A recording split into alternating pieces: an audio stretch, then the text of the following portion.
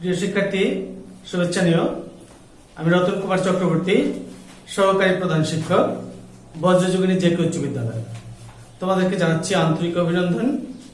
প্রিয় শিক্ষার্থী, আমরা ইতিমধ্যে তোমাদের অনুপাত সমানুপাত অধ্যায়ের অনুশীলনী 1-এর সমস্যাগুলো সমাধান করেছি। আজকে আমরা তারই আলোকে সৃজনশীল প্রশ্ন সমাধান করব। আমরা বোর্ডের প্রথম যে সৃজনশীল প্রশ্নটি নিয়েছি সেটির দিকে একটু খেয়াল করো। প্রশ্নটি হচ্ছে, এখানে যে উদ্দীপক দেওয়া আছে p √1 plus m plus √1 minus m by √1 plus m minus √1 minus m এবং 6 by y is equal 1 by a plus 1 by b। প্রিয় শিক্ষার্থী, এখানে যে সৃজনশীল প্রশ্ন নিয়েছি সেটি আধুনিক যে সৃজনশীল প্রশ্ন প্রণয়ন পদ্ধতি সেটাকে আমি অনুসরণ করেছি। এখানে তোমরা জানো যে প্রথম যে প্রশ্নটি আছে সেটির সাথে উদ্দীপকের কোনো সম্পর্ক থাকে না। আমি এখানেও সেই সম্পর্ক রাখিনি।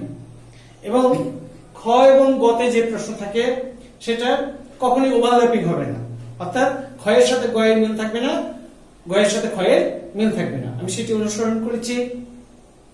তাহলে প্রথমেই খেয়াল করো, ক নম্বরে যে প্রশ্নটি রয়েছে 1x এবং 16 ক্রমিক সমানুপাতি হলে x এর মান নির্ণয় করো।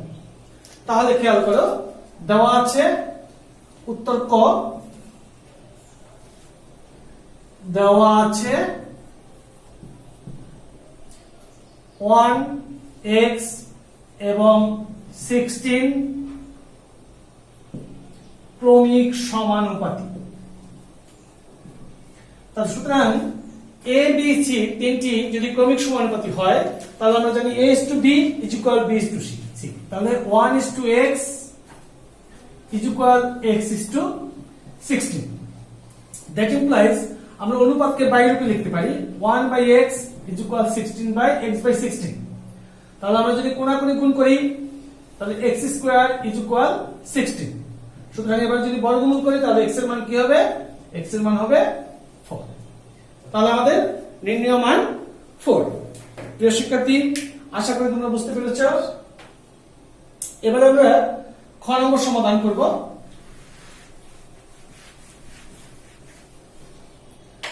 খ নম্বরে আছে যে উদ্দীপকটা দেওয়া আছে সেখান থেকে আমাদের একটা প্রমাণ করতে হবে। তাহলে লিখো খ নম্বর p is equal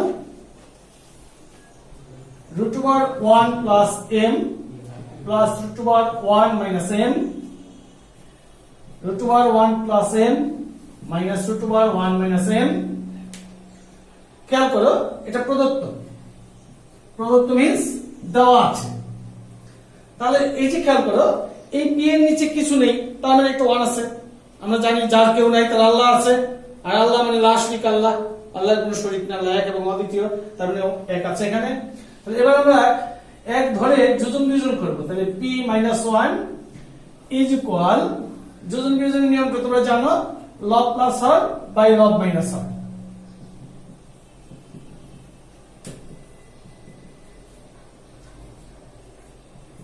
or plus m plus √1 minus m minus √1 plus m minus আছে plus √1 minus m।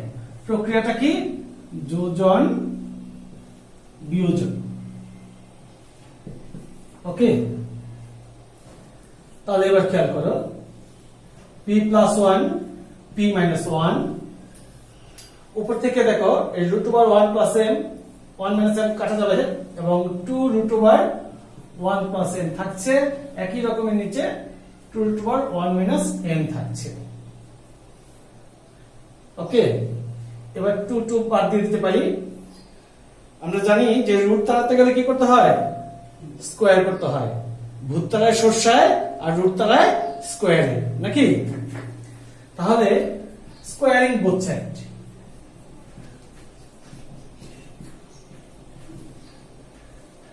স্কয়ারিং both side, square করলে রুট চলে যাবে।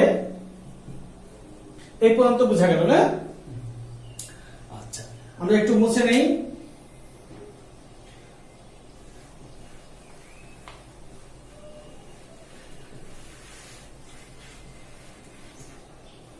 তাহলে খেয়াল করো, আমরা এখান থেকে কি লিখতে পারি, P square plus 2p plus 1 by P square minus 2p plus 1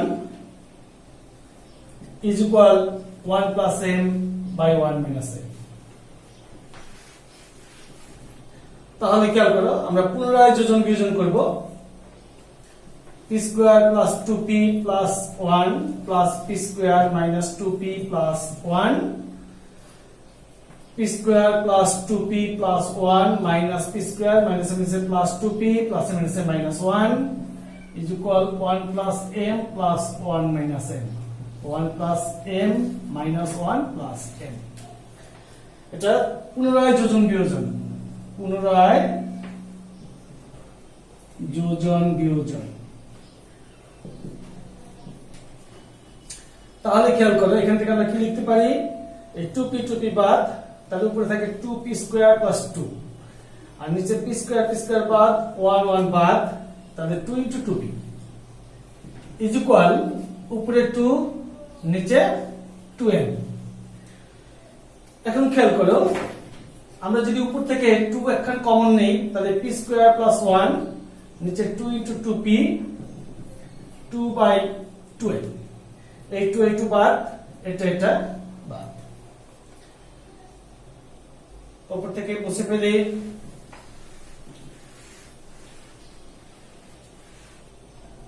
আচ্ছা এবারে খেয়াল করো, আমরা উপরে পেলাম p square plus 1 by 2p, আর এখানে পেলাম 1/m।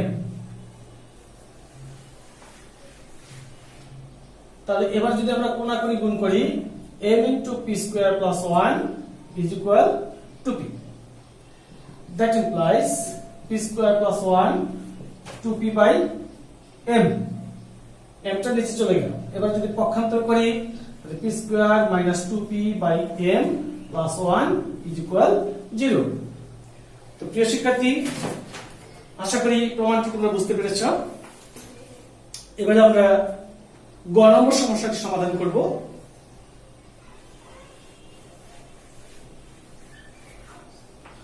গ নম্বর সমস্যাটি সমাধানের জন্য আমরা যেটা দেওয়া আছে সেটা একটু তুলে নেই।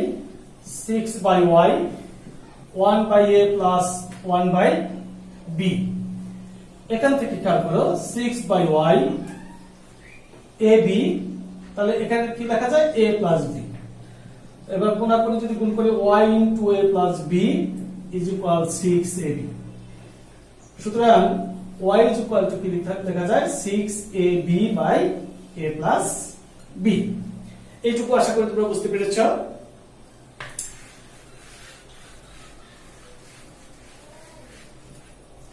এবারে খেয়াল করো, আমরা প্রথমে y কে 3a দিয়ে ভাগ করব।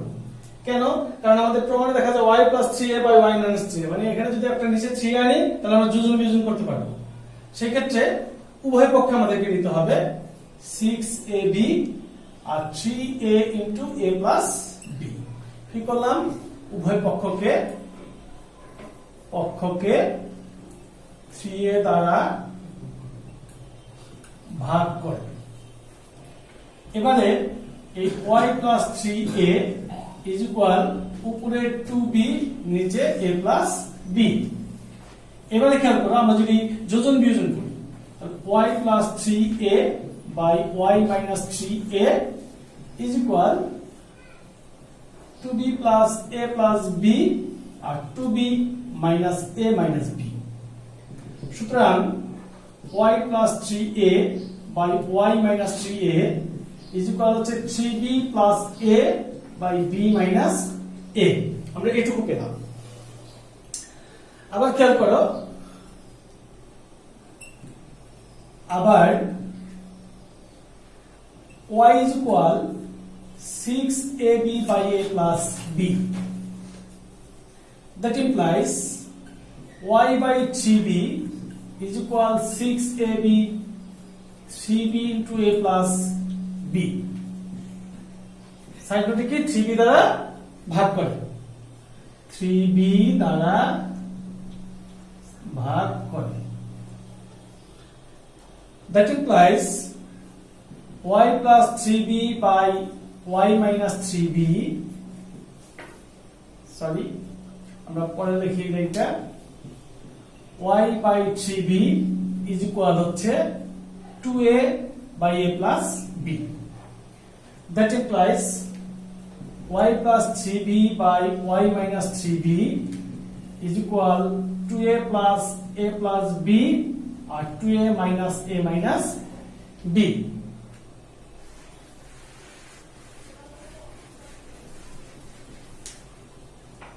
সুতরাং এখান থেকে আমরা লিখতে পারি y plus 3b by y minus 3b, 3a plus b R a minus b. এবার আমাদের লেফট সাইডটা কি আছে? লেফট সাইড আছে y plus 3a by y minus 3a plus y plus 3b by y minus 3b. এবার মানগুলো বসাই।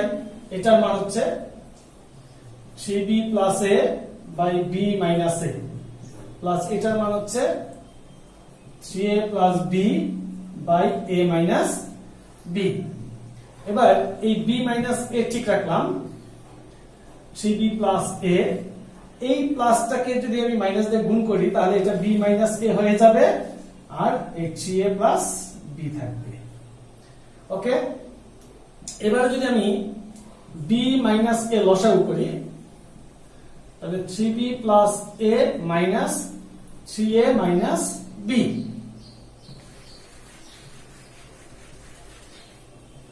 তো এবারে খেয়াল করো কি থাকছে, নিচে থাকছে b minus a আর উপরে 2b minus 2a। তারপরে 2 যদি আমরা কমন নিই b minus a b minus a, তাহলে এই b minus a কাটা 2, this is right hand side. তাহলে আমাদের গ নম্বর সমস্যাটা সমাধান হয়ে গেল। আচ্ছা, এবারে আমরা এটা বাড়ির কাজ নেব। বাড়ির কাজটি একটু সবাই তুলে নাও।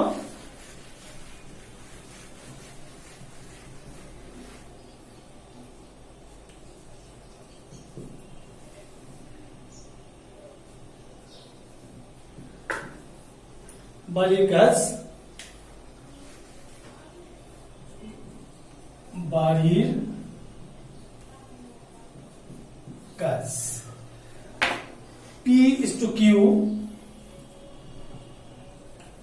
is equal Q is to R এবং A plus B plus C into P, A plus B plus C into P is equal B plus C minus A into Q is equal C plus A minus B into R is equal A plus B minus C into S হলে S, এটুকু লিখলাম। আর ক নম্বর লিখো XYZ ক্রমিক সমানুপাতি হলে দেখাও যে আমরা কি লিখবো, x by z is equal y square, x square plus y square by y square plus z square।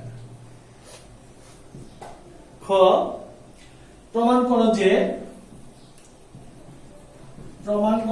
1 by p is equal 1 by q plus 1 by r plus 1 by s। গ, দেখাও যে p to the power 4 q to the power 4 r to the power 4 into 1 by p to the power 6 plus 1 by q to the power 6 plus 1 by r to the power 6 সমান p to the power 6 plus q to the power 6 plus r to the power 6। তো প্রিয় শিক্ষার্থী, আশা করি আমরা যে চ্যাপ্টারটি পড়েছি সেই জ্ঞান অনুযায়ী তোমরা এই সমস্যাটা সমাধান করতে পারবে। সমস্যা হলে অবশ্যই কমেন্টসের মাধ্যমে জানাবে, আমি তোমাদের সমস্যার সমাধান করতে চেষ্টা করব। পরিশেষে তোমাদের সুস্বাস্থ্য কামনা করে, সফলতা কামনা করে আজকের মতো ক্লাস এখানে শেষ করছি। ধন্যবাদ সকলকে।